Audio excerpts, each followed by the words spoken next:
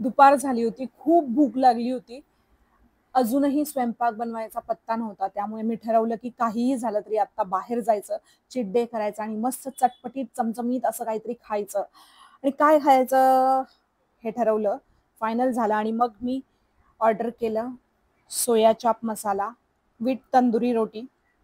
इतकी भूक लागली होती म्हणून सगळ्यात आधी आवडतं काम मी केलं.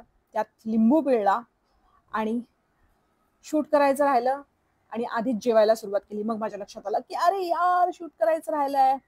शूट केला.